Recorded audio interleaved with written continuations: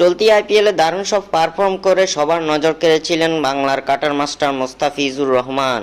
Chennai super কিংসের জার্সিতে 2024 আইপিএলটা স্বপ্নের মতো কাটিয়েছেন ফিজ। মূলত মুস্তাফিজের কাটারের পরখটা ভালোভাবেই করতে পেরেছে মহেন্দ্র সিং ধোনি, চেন্নাইয়ের bowling coach Dwayne Bravo. Chennai super কিংসের ম্যাচের সময় মাঠে মুস্তাফিজকে বিভিন্ন পরামর্শ দিতে দেখা গিয়েছে মহেন্দ্র সিং ধোনিকে। মাঠের খেলায় ফিজকে দারুণভাবে কাজে লাগিয়েছেন ধোনি। মহেন্দ্র সিং ধোনির অভিজ্ঞতা কাজে লাগিয়ে বেশ সফল হতে দেখা গিয়েছে মুস্তাফিজুর রহমানকে। এবার সেই পরামর্শ এবং অভিজ্ঞতাকে কাজে লাগিয়ে বাজিমাত করেছেন বাংলার কাটার মাস্টার, গড়েছেন এক রেকর্ড। যুক্তরাষ্ট্রের বিপক্ষে 3 ম্যাচে টি-20 সিরিজের তৃতীয় ও শেষ ম্যাচে মাঠে নেমেছে বাংলাদেশ। এদিন টস জিতে বোলিং এর সিদ্ধান্ত নেয় টাইগাররা।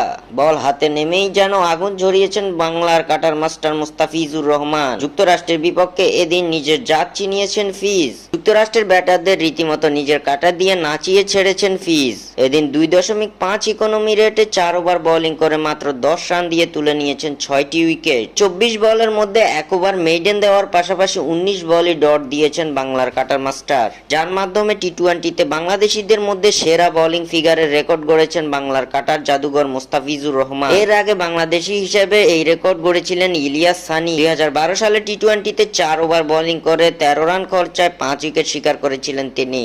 আইপিএলে ধোনির পরামর্শ ও অভিজ্ঞতা ভালোভাবেই কাজে লাগিয়েছেন মুস্তাফিজ, যা ফুটে উঠেছে বাংলাদেশের জার্সিতে।